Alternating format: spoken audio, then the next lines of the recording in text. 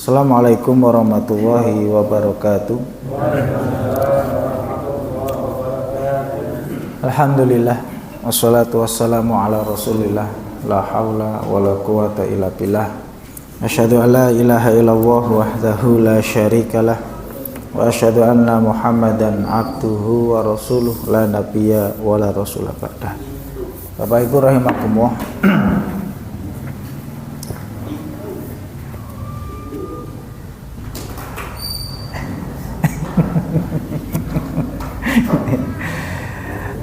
Monggo kita buka pengawasan dalu menika kanthi wawasan basmalah sarengan. Bismillahirrahmanirrahim. Bapak Ibu rahimakumullah, wonten dalu menika kita masuk pembahasan a'dzaru ibahatil fitri. Uzur-uzur, alasan-alasan yang diperbolehkannya tidak berpuasa. Ngoten nggih. Puasa menika hukumnya wajib, tapi ada kondisi-kondisi tertentu ya yang diperbolehkan tidak berpuasa. Niki udzur syar'i. Mungkin nggih. Ada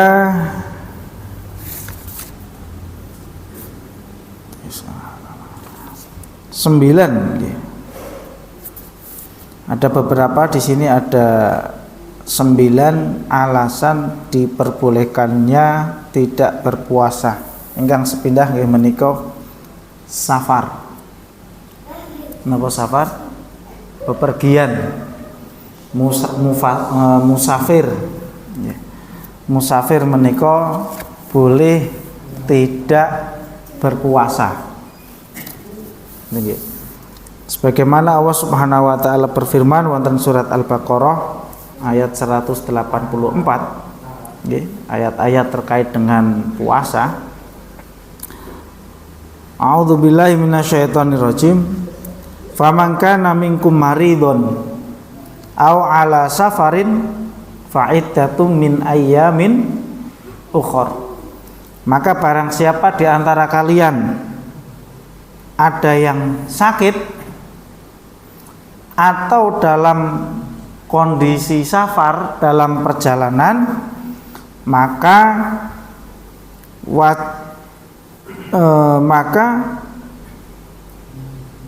wajiblah bagi mereka berpuasa sebanyak hari-hari yang ia tinggalkan. Artinya di hari puasa Ramadan menika boleh tidak berpuasa, lah nanti kewajibannya adalah mengganti di hari-hari yang lain.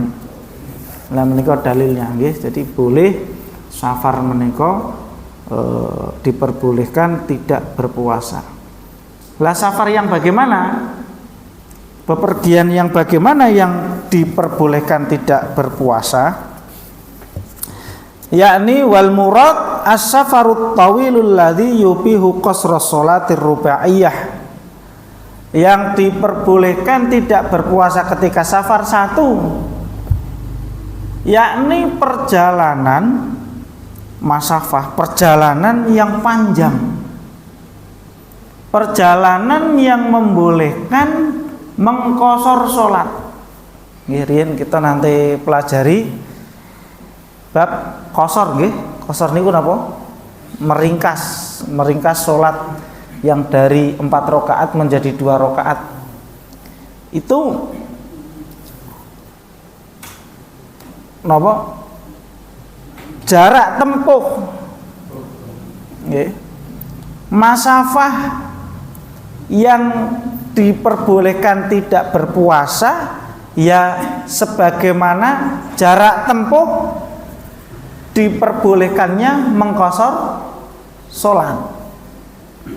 Nah, kemarin ada yang berpendapat jarak tempuhnya kirang langkung 88, ada yang 89 km dan lain sebagainya.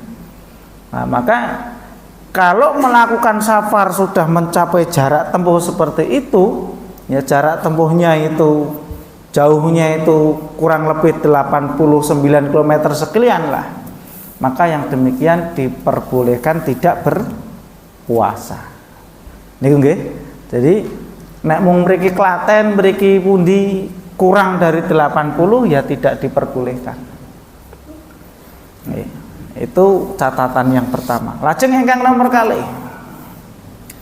safar yang dilakukan dalam rangka ketaatan kepada Allah atau safar yang mubah. Safar niku riyen enten sing wajib, enten sing sunah, enten sing mubah, enten sing haram, ngeten nggih. Lah safar yang diperbolehkan itu ya safar yang mubah, safar yang sunnah, ya safar yang itu merupakan ketaatan kepada Allah. Gadah sederek teng tebih mriku kok luar kota jauh, dikabari niki sederek enten tesih enten alangan gerah lain sebagainya. Lajeng kok njenguk melakukan perjalanan yang jauh, maka boleh. Dan tidak boleh safar itu dalam rangka bermaksiat. Nah, niki safar ajeng maksiat. Ini tidak boleh. Ya. Arep pundi? Arep safar, lah arep ngopo? Arep maksiat misal. Ya tetap wajib puasa. Ngoten ya. Karena tidak berpuasa itu merupakan rukhsah. Rukhsah niku keringanan syariat, dan keringanan syariat itu tidak berlaku dalam kondisi bermaksiat. Lah sakniki ada Pak dalam pembahasan bab niki ada namanya khilah. Khilah niku mencari celah. Mencari celah, mencari alasan kajenge istilahnya napa nggih? Biar boleh melakukan yang seharusnya tidak boleh dilakukan. Contoh, ini dibahas Pak dalam pembahasan fikih. Nyuwun sewu ngapunten niki. Ada suami istri. Siang hari di bulan Ramadan ya, kepingin. Ngoten nggih. Nek melakukan kan tidak boleh. Siang hari di bulan Ramadan melakukan hubungan suami istri, nanti dia kena kafaroh. Ya, 2 bulan berturut-turut. Akhirnya apa? Golek alasan.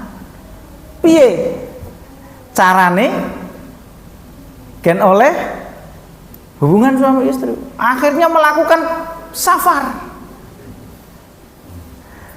Paham ya? Nek safar ngantos 100 km kan berarti sudah tidak wajib puasa. Ning tujuan safarnya sebenarnya mergo pengen, paham ya? Wah itu akhirnya dibuat khilah. Ya ora apa-apa. Lagi kan wis safar, wis nganti 100 km. Lho ning kan tujuannya itu ya. Nah, maka yang demikian para ulama mengatakan tidak boleh. Ya haram hukumnya, ya.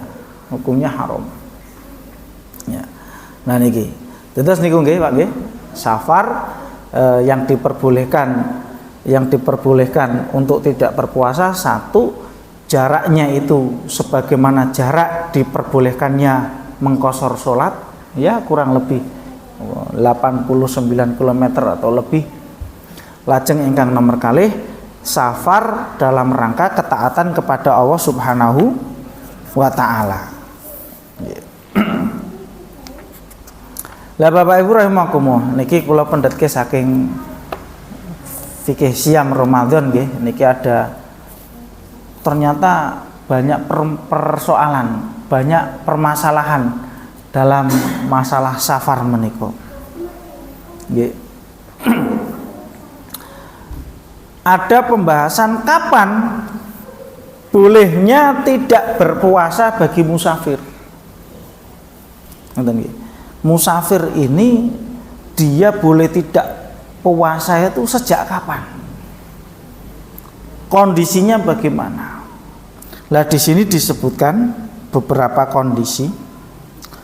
Seseorang yang hendak melakukan perjalanan, setidaknya ada beberapa kondisi kapan diperbolehkannya tidak berpuasa. Kondisi pertama,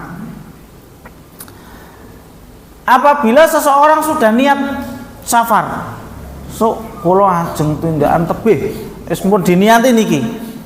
Nggih. Pun diniati ajeng safar, pun yakin, pun mantep. Nggih.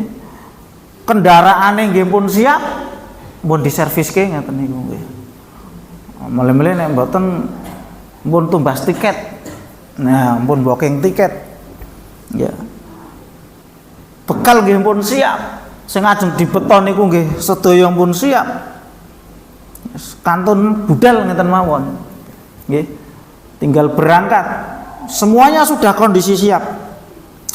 Maka yang demikian diperbolehkan untuk tidak berpuasa ya sebelum berangkat. Ngeten nggih. Jadi pun siap sedaya niki. Niat safar pun enten, bekal nggih pun siap, kendaraan nggih pun siap, mung tinggal berangkat. Maka sejak permulaan hari dia mau berangkat boleh tidak berpuasa. Njing-njing ajeng budal ngunjuk kopi riyen. Lho. Lah kok poso-poso kok ngunjuk kopi? Aku arep tindakan. Saya mau pergi. Nah, maka boleh ya. Sebagaimana disebutkan dalam sebuah hadis, ada satu riwayat Muhammad bin Ka'ab berkata, aku mendatangi Anas bin Malik pada bulan Ramadan. Anas bin Malik menika pembantu Rasulullah. Yeah. Aku dapati si Anas bin Malik ini hendak melakukan perjalanan. Yeah. Lajeng sedaya pun siap, kendaraan pun siap, bekal nggih pun siap, sedaya pun siap. Yeah. Maka seketika itu Anas bin Malik ya mendekati makanan, lajeng beliau memakan makanan itu. Padahal dereng budal niki. Teseten griya. Ning semuanya sudah siap. Kendaraan siap, bekal nggih pun siap, wis kantun berangkat. Maka kemudian Anas bin Malik makan. Nah, ada yang komentar. Ya. Wahai Anas bin Malik. Lah niki lak poso. Kok jenengan kok makan? Loh, ini kan saya musafir, saya mau safar. Ya, maka kemudian Anas bin Malik mengatakan ini sunnah. Ya, kata Anas bin Malik, ini sunnah. Niku nggih, ini kondisi yang pertama. Kondisi ini pun niat safar, kendaraan pun siap, bekal nggih pun siap, semuanya sudah siap, tiket nggih pun booking tiket, kantun berangkat, maka dia boleh tidak berpuasa sejak awal hari ataupun ketika dia masih di rumah. Mungkin-mungkin saya difahami niki. Engkang nomor kali, kondisi engkang nomor kali. Seorang yang niat untuk melakukan perjalanan, melakukan safar, ya, dengan kalau di sini spesifik niki naik pesawat, ya, ini dengan naik pesawat. Ketika pesawat sudah di bandara dan siap terbang, bahkan tidak ada penundaan keberangkatan dan yakin bahwa pesawat itu nanti akan terbang sebelum matahari terbenam, maka dia diperbolehkan berbuka puasa pada jam keberangkatan pesawat. Jadi pun ten bandara nih. Karena kan kadang pesawat niku sok-sok napa delay. Nggih. Jadwalnya harusnya napa nggih? Misal jam 8 malam.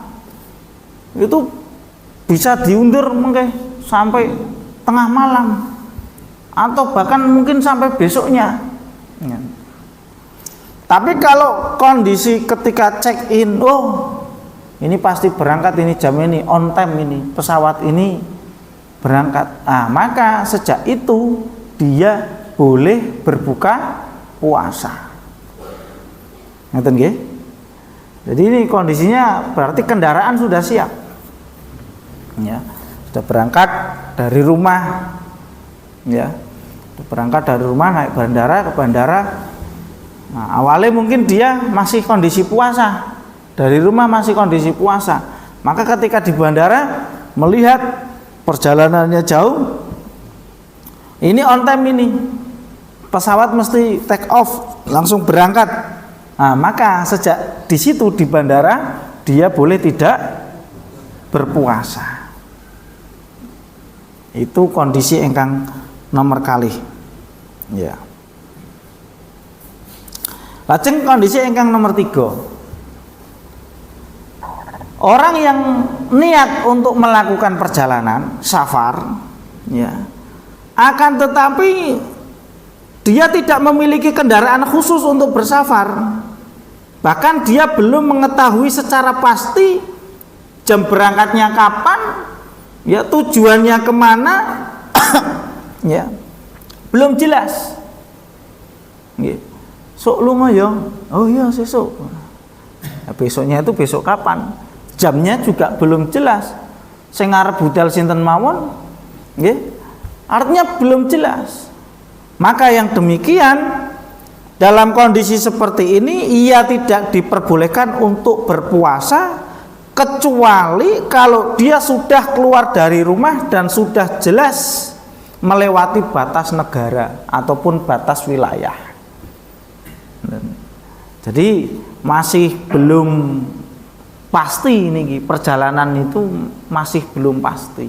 Beda dengan kondisi yang pertama. Kondisi pertama ini pun pasti. Bekal sudah ada, kendaraan nggih pun siap, pun kantun budal ngeten mawon. Lah ini kondisi yang ketiga ini masih nunggu. Ki sido mangkat pora, sido mangkat pora, kan itu. Lah maka dia baru boleh tidak berpuasa kalau benar-benar sudah jalan melewati batas kota, melewati batas wilayah. Ini kondisi ya yang nomor 3. Mungkin saya difahami. Ini rada mikir nih Pak nggih. Rada mikir nih. Lah ini 3 kondisi ya seorang musafir boleh tidak berpuasa. Nah monggo jenengan nek ajeng tindakan kinten-kinten pun siap sedayanipun bekal nggih pun enten, kendaraan nggih pun disiapke, wis besok pagi tinggal langsung berangkat. Oh, berarti kalau di sini dijelaskan ya mulai sejak pagi itu boleh tidak berpuasa. Nah, tapi nek tesih ragu-ragu, mbuh iki kok sesuk jare kok arep dijak lunga semisal. Ya ini besok kayaknya mau diajak pergi, tapi ndak tahu bener atau ndak. Jadi apa enggak? Ini berarti masih mamang ngeten nggih. Masih belum 100%. Nah, maka yang demikian dia boleh tidak berpuasa kalau sudah benar-benar jalan dan sudah melewati batas wilayah ataupun batas kota. Wallahu a'lam bishawab. Itu 3 kondisi ya. 3 kondisi. Waktu kapan dibolehkannya tidak berpuasa. Nah, ini ada pertanyaan persis seperti yang kemarin, Pak.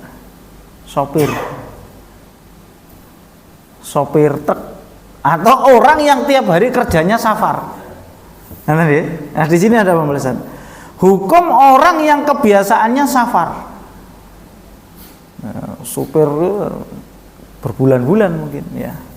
Nah, di sini ada penjelasan, Pak. Ya, insyaallah ini lumayan membantu buku ini ya. Nah, ini tadi kalau penjelasan tadi ya diambilkan dalam kitab Su'alatus Shaim ya, pertanyaan-pertanyaan ya, permasalahan-permasalahan dalam puasa. Ini permasalahan kontemporer niki. Nah, ini di sini ada hukum orang yang kebiasaannya bersafar. Apakah ia mendapatkan uzur untuk tidak berbuka puasa? Ya, supir truk, supir yang sampai berbulan-bulan tidak pulang-pulang, apakah boleh dia tidak berpuasa. Nah, di sini disebutkan sebagian orang memiliki kebiasaan bersafar seperti pilot, seperti masinis, sopir truk, sopir bus yang mengharuskan untuk melakukan safar tiap hari. Nah, iki bendino napa? Safar terus niki boleh tidak? Ya, untuk berbuka ataupun tidak berpuasa. Ada beberapa kondisi. Satu, seorang yang kesehariannya safar tadi, perjalanan, dengan berbagai alasan di atas dan dengan berpuasa tidak memberatkannya, ya, maka yang utama baginya adalah tetap berpuasa. Seumpami safar menika kok mboten merasa ketika bepergian, kemudian dia berpuasa itu kok tidak merasa berat.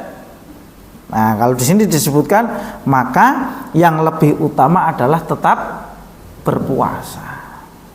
Masya Allah Pak. Terus memang saat ini kados masinis.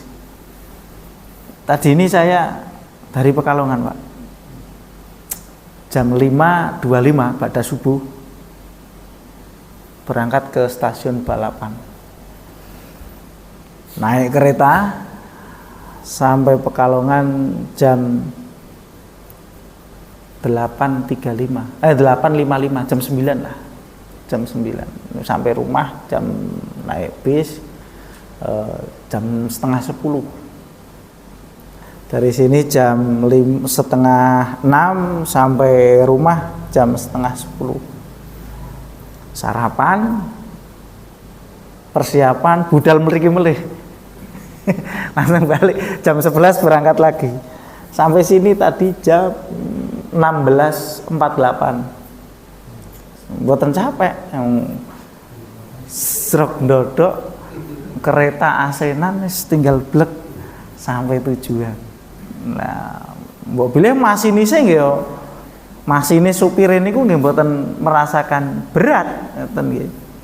Jadi sekarang itu memang safar niku penak mudah nggih. Ya. Nah, mungkin tadi Mas Amir nggih rada ketir-ketir. Satrozi mengke pengawasan. Oh nggih insyaallah saged. Lajeng mungkin lihat status loh. Iki kok mulai nang Pekalongan kok sore sido pengajian. Tapi karena sudah saya perkirakan langsung balik lagi ke Solo bisa ternyata. Artinya safar utawi perjalanan hari ini sangat mudah sekali dan tidak ada masyakoh. Masyakoh niku beban. Wis mboten kepanasan. Semuanya sudah enak. Maka kalau di sini dijelaskan, kalau memang kesehariannya itu safar terus, perjalanan terus, dan apabila berpuasa itu tidak merasakan berat, maka yang lebih utama adalah tetap berpuasa. Karena kecil kemungkinan ia dapat mengkodok puasa lantaran kesehariannya adalah safar. Mergone napa? Mengke malah nek mboten poso, malah iya, ketika mau nyaru utang poso niku malah wah iki angel iki kaboten iki malah ya sudah lebih baiknya untuk tetap berpuasa. Iku nggih. Nah, ini kondisi yang pertama. Kemudian yang kedua, seorang yang kebiasaannya bersafar dan apabila dia berpuasa itu merasa berat. Karena perjalanan tiap hari. Kemudian apabila dia berpuasa merasa berat, akan tetapi dia memiliki waktu dan kesempatan untuk menetap di rumah singgah kados niki nggih.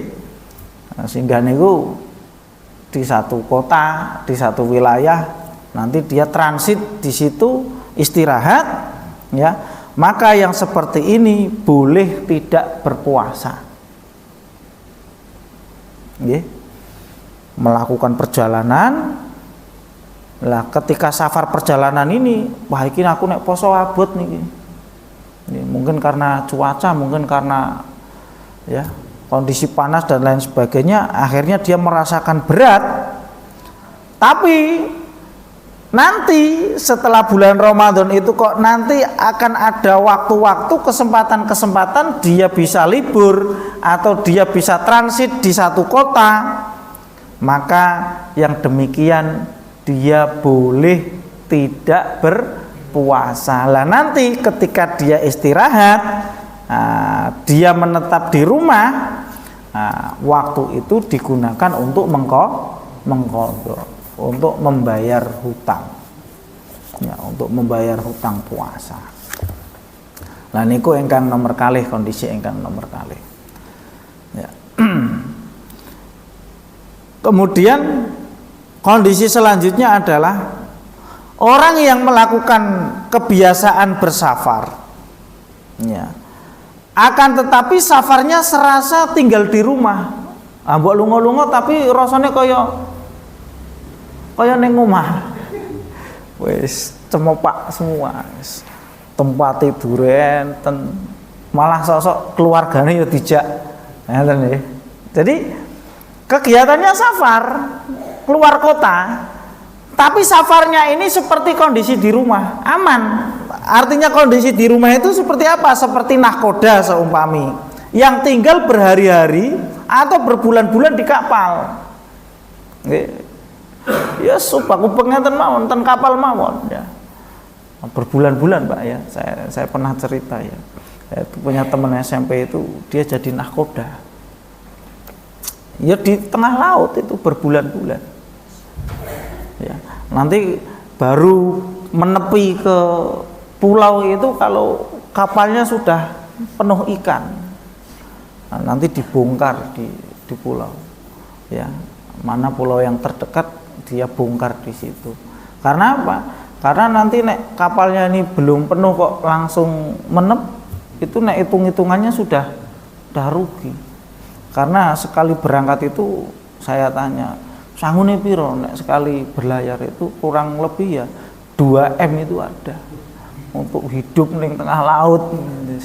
Ya semua. Berarti kan itu kapal besar nih dengan mungkin ratusan awak kapal ya. Nah itu di tengah laut itu sampai berbulan-bulan Pak. Makanya kemarin kita ada pembahasan tentang jenazah, bagaimana hukum jenazah nek meninggal di tengah-tengah laut. Padahal berbulan-bulan di tengah laut kan pernah nggih bahas niku nggih. Nah, para ulama mengatakan ya sudah ya dihanyutkan, tetap dimandikan, tetap dikafani, tetap disolatkan, kemudian udah dihanyutkan di tengah laut. Karena tidak mungkin, karena nanti menepi ke darat itu ya berbulan-bulan. Wong itu teman saya itu sampai cerita, ada awak kapalnya itu pas ombak ngeten niku Pak, jiglok Pak, jatuh, hilang. Lah terus hilang, ya wis ditinggal ora digoleki ngeten niku. Lah kok digoleki? Ya nek wong ning tengah segara jumbare ngeten niku goleki yo orang ora ketemu-temu, malah tujuannya golek iwak malah golek wong, rugi ngeten niku. Waduh. Wah, repot ya ngeten niku nggih. Nah itulah ya kondisinya. Lah bisa jadi ini seorang yang kebiasaannya safar ya, tapi safarnya itu seperti serasa tinggal di rumah. Nggih. Seperti nahkoda yang tinggal berhari-hari, berbulan-bulan di dalam kapal. Bahkan di sini disebut bahkan istrinya pun ikut dibawa, bojone ya melu ngancani. Ya, maka kondisi seperti ini ya lebih utamanya disunahkan untuk tetap berpuasa. Nanten niku nggih. Nah, karena safarnya itu ya memang tidak ada masakoh, tidak merasa berat. Ya. Wa alam bisawab. Lah niku kondisi-kondisi safar ya. Tapi pada umumnya nek safar mungkin supir-supir itu ya ada waktu-waktu istirahat lah nggih. Ada waktu-waktu istirahat, waktu-waktu libur. Mungkin perjalanan safarnya sampai 2 minggu. Nanti biasanya liburnya ya 2 minggu. Nah itu. Lah maka selama 2 minggu ini boleh tidak berpuasa, tapi nanti setelah bulan Ramadan selesai ya dia wajib mengqadha. Wa alam bisawab menika terkait dengan musafir, ya, terkait dengan musafir yang boleh, ya, yang boleh tidak berpuasa, ya, dikarenakan ada udzur syar'i. Kemudian selanjutnya Bapak Ibu rahimakumullah, jihad ataupun mujahid ini yang nomor 2. Tadi yang pertama boleh tidak berpuasa itu karena safar, kemudian yang kedua boleh tidak berpuasa karena jihad, ya, ataupun mujahid. Jihad di sini dalam artian benar-benar dalam kondisi perang, ya, benar-benar dalam kondisi perang, angkat senjata, ya, melawan musuh-musuh, ya, di medan perang, ya, termasuk mungkin dalam hal ini kados mungkin para tentara-tentara TNI yang kemudian diutus di wilayah-wilayah konflik, dilalah nggih pas bulan puasa semisal. Nah, maka yang demikian boleh, ya, tidak berpuasa. Ya, karena memang kondisinya seperti itu. Seperti contoh perang Badar, perangnya Rasulullah itu, perang Badar itu terjadi pada bulan puasa. Ya, maka ketika itu para sahabat tidak berpuasa. Ya, para sahabat tidak berpuasa karena memang kondisinya perang. Engko nek malah puasa malah lemes, perang malah kalah ngeten niku nggih. Ya, ini, ya, jadi aftiru fa innahu yaumu qital, ya, ada sebuah riwayat, ya, berbukalah karena hari ini adalah waktunya untuk berperang. Jadi jihad di sini adalah jihad yang memang kondisinya angkat senjata bertemu dengan musuh, ya. Nah, itu yang dimaksud jihad seperti itu. Atau ada seperti itu tadi, bapak-bapak tentara yang diutus di wilayah-wilayah konflik, ya, nah, maka boleh, ya, mereka tidak berpuasa. Lah nanti ketika mereka dalam kondisi cuti ataupun libur, baru mereka mengqadha, membayar hutang puasanya. Kemudian selanjutnya al-maradu, ya, kondisi yang ketiga, boleh tidak berpuasa bagi al-marad, orang yang sakit. Kados wau ayate faman kana minkum maridun, dan barang siapa di antara kalian sakit. Sakit di sini adalah sakit yang memang merasa berat apabila berpuasa.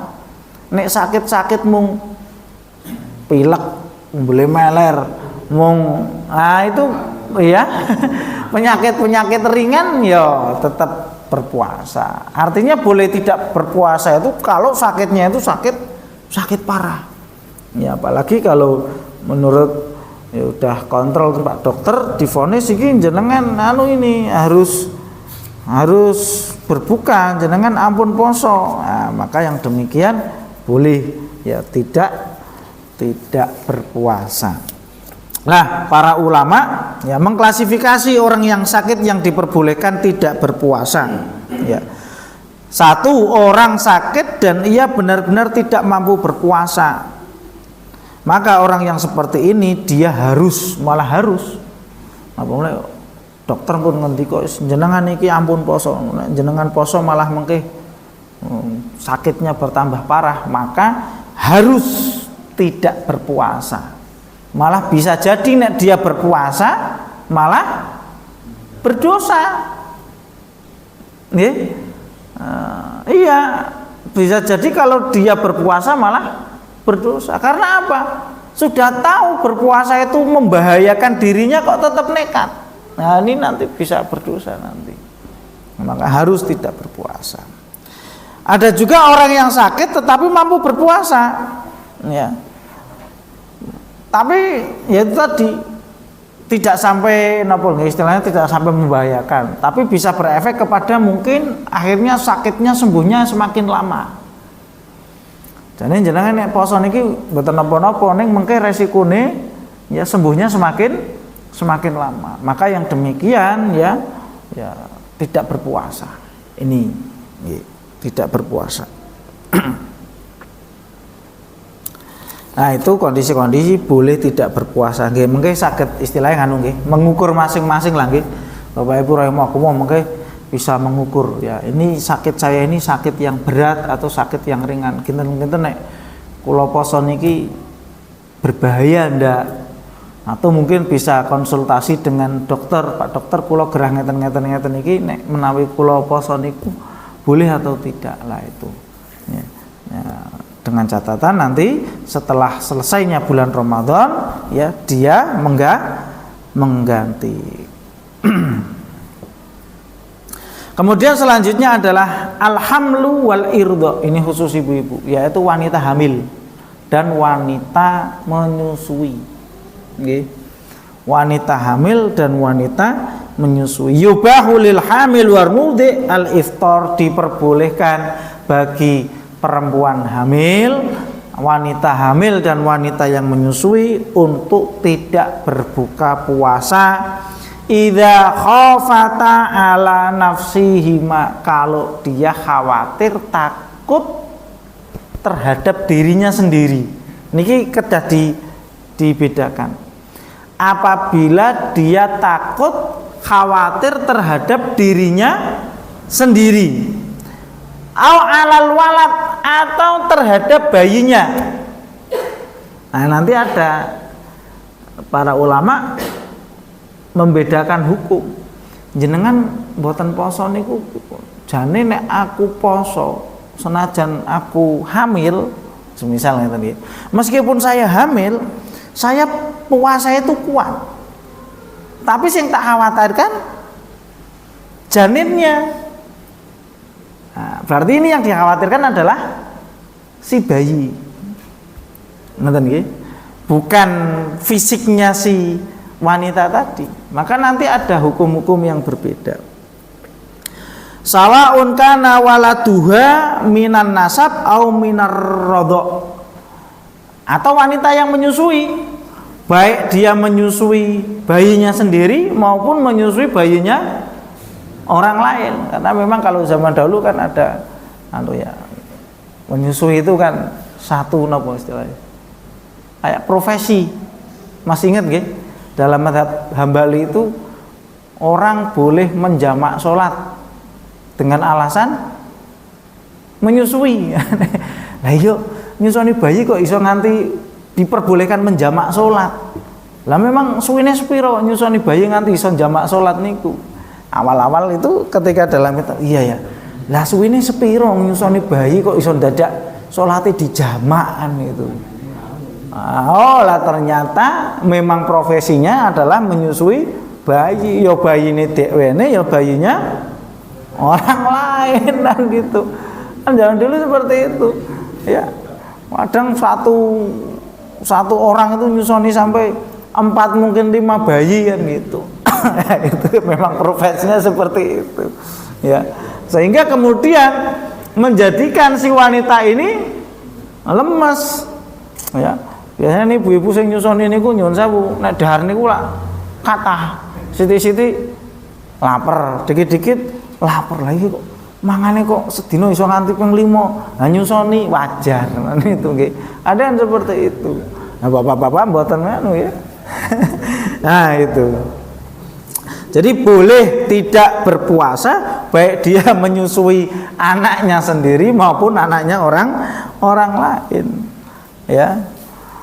Sebagaimana sebuah hadis an Anas bin Malik anan Nabiyya qala innallaha azza wa jalla wad'a 'anil musafir as-saum wa syatras shalah wa 'anil habli wal murdi as-saum. Allah Subhanahu wa taala ya tidak membebankan puasa ya kepada wanita yang hamil dan orang yang menyusui. Boleh tidak berpuasa. Lah terus nek tidak boleh berpuasa itu harus diqadha atau cukup membayar fidyah atau qadha plus bayar fidyah. Niki ini ada anunya. Wa idza aftarata wajibal qadha dunal fidyah fi ra'yil Hanafiyah wa ghairihim. Ya, nek menurut mazhab Hanafi mbuh niku khawatir mergo awake dhewe atau khawatir mergo bayine cukup untuk mengqadha. Ya. Diqadha. Karena wanita hamil ya ataupun ibu yang menyusui ya itu dikiaskan sebagaimana orang sakit. Nah, terlebih zaman sekarang. Ya. Ini menjadi apa nggih? Saya kadang ditanya, saya pribadi nggih ini, Ustadz, saya itu sedang menyusui bayi. Terus nanti saya ndak puasa itu bagaimana? Cukup bayar fidyah saja, napa diqadha? Ya, saya pribadi ketika ditanya seperti itu diqadha. Lebih-lebih zaman sekarang itu mudah dalam artian ngeten, Bapak Ibu rahimakumullah. Iya. Allah Subhanahu wa taala zaman kita itu Allah memberikan kemudahan. Seumpama ngeten. Langkone aku nyusoni terus ki siangnya cepet lapar. Kan gitu nggih. Maka sekarang mudah. Ada nyuwun sewu nggih. Teknologi sekarang. Nyuwun sewu, asinya mungkin bisa dipompa. Habis itu nanti bisa ditaruh di kulkas. Lah nanti ketika bayinya memang membutuhkan, nah bisa. Lah ini kan terbantu ya dengan alat-alat canggih seperti ini, termasuk ada itu sekarang terbantu. Nah kadang itu tadi saya tetap aku tak bayar fidyah baik loh. Kok bayar fidyah lah kenapa? Ya mergo aku kok nek nyusoni bayiku bayi itu ini alasannya seperti itu loh. Sekarang ada itu, jenengan bisa tetap puasa, iya, bisa tetap nyusoni bayi karena dibantu dengan itu. Atau sekarang gampang, berapa hari tidak berpuasa, ya, ambil dalam nanti setiap dalam satu pekan, ambillah 1 atau 2 hari untuk mengqadha puasa. Kan gitu nggih. Nah, ini sebenarnya kembali kepada semangat niat masing-masing, harusnya seperti itu ya. Ya tapi bagaimanapun ternyata memang para ulama itu ya memberikan rincian penjelasan ya, rincian penjelasan ya. Tadi sebagaimana Hanafi. Kalau Hanafiyah mengatakan idza aftarata, kalau wanita yang menyusui maupun yang hamil itu dia tidak berpuasa, maka wajib untuk mengqadha dan tidak perlu membayar fidyah. Niku pendapat yang pertama. Wa ma'al fidyah 'alal murdi' faqat lal hamil indal Malikiyah, sedangkan menurut Malikiyah qadha plus fidyah bagi ibu menyusui, khusus bagi ibu menyusui. Nek kemudian kok tidak berpuasa, menurut Malikiyah ya wajib diqadha plus bayar fidyah. Itu menurut Malikiyah.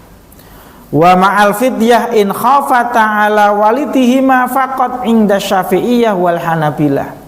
Sedangkan menurut Syafi'i dan Hanabilah qadha plus fidyah apabila dia tidak berpuasa karena khawatir kepada anaknya. Janjane nek poso wani tur ya kuat, tapi mergo khawatir engko nek aku poso asine ndak ada isinya seumpama. Nanti nek saya puasa nanti si bayi di dalam kandungan tidak dapat suplai makanan. Maka janjane nek kan poso kula kuat. Janjane nek kan poso dianya kuat, si ibunya ini kuat, tapi karena khawatir terhadap janinnya, karena khawatir terhadap bayinya, akhirnya dia tidak berpuasa. Maka menurut Syafi'iyah dan Hanabilah dia wajib mengqadha plus bayar fidyah. Lah niku kondisi-kondisinya. Wallahu a'lam bishawab. Monggo mau ngambil pendapat yang mana ya, insyaallah masing-masing ada dalilnya. Nikah nggih, Bapak Ibu rahimakumullah nggih. Masih ada beberapa kondisi tapi insya Allah akan kita lanjutkan di pertemuan yang akan datang. kondisi diperbolehkan tidak berpuasa satu tadi napa? Safar, musafir. Musafir yang bagaimana? Musafir yang menempuh jarak jauh, ya. Musafir yang menempuh jarak diperbolehkannya mengqashar sholat. Kemudian selanjutnya adalah mujahid, ya, orang yang berjihad perang. Kemudian yang ketiga adalah orang yang sakit, yang apabila dia berpuasa dia merasa berat. Yang keempat adalah wanita hamil dan menyusui. Wa a'lam bishawab. Ngaten Bapak Ibu rahimakumullah ingkang saged kula aturaken wonten pengaosan dalu menika. Mudah-mudahan menambah ilmu, wawasan khususipun kagem kula piyambak lan ugi para jamaah sekalian. Kathah kelepatanipun kula nyuwun agung pangapunten. Monggo kita tutup kanthi wawasan hamdalah lan doa kafaratul majlis. Alhamdulillahirabbil alamin subhanakallahumma rabbana wa bihamdika asyhadu an la ilaha illa anta astaghfiruka wa atubu ilaik. Billahi taufiq wal hidayah. Assalamualaikum warahmatullahi wabarakatuh.